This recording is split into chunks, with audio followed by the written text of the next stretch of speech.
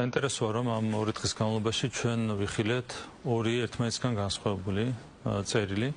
ერთი გამოიგზავნა თავდაპირველად სახელმწიფო დეპარტამენტიდან და მეორე გამოიგზავნა პრეზიდენტის ადმინისტრაციიდან. პირველი წერილი იყო დაწერილი Deep State-ის მიერ და მეორე წერილი იყო შედგენილი პრეზიდენტ ტრამპის ადმინისტრაციაში.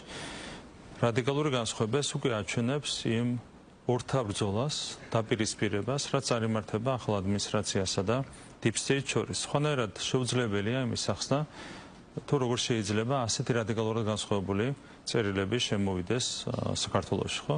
ერთი წერილი პრაქტიკულად არ აღიარებდა ხელისუფლებას, გამომდინარე იქიდან, რომ ადრესატი იყო პირდაპირ ხალხი, მაშინ როდესაც გვერდი აუარეს ხალხის მიერ არჩეულ ხელისუფლებას.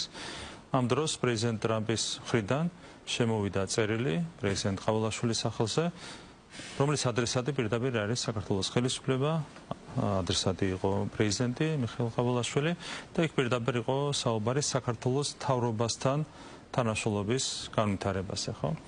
კიდევ ერთხელ ეს დუბლირება ერთი და იგივე ხელისუფლების მხრიდან პირდაპირ წარმოაჩენს იმ დაპირისპირებას, რომელიც ახლა წარიმართება ტრამპის ადმინისტრაციასა და Deep State შორის.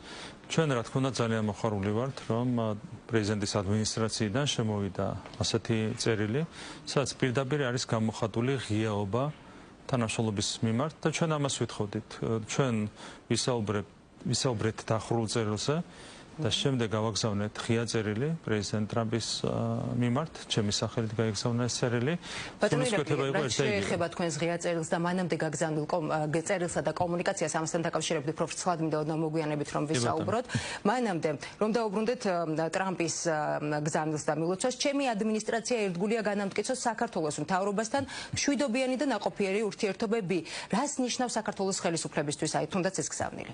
ჩვენ ვიცით ჩვენ რა გვინდა და რას ვთავაზობთ ამერიკულ მხარეს და ამასთან დაკავშირებით არაერთი საჯარო განცხადება მაქვს გაკეთებული.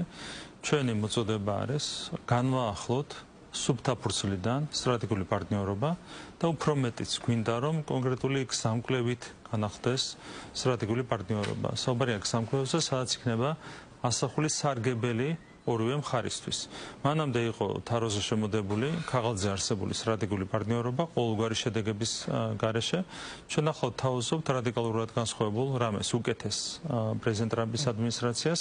ეს არის სუფთა ფურცლიდან და კონკრეტული გზამკვლევით სტრატეგიული პარტნიორობის განახლება.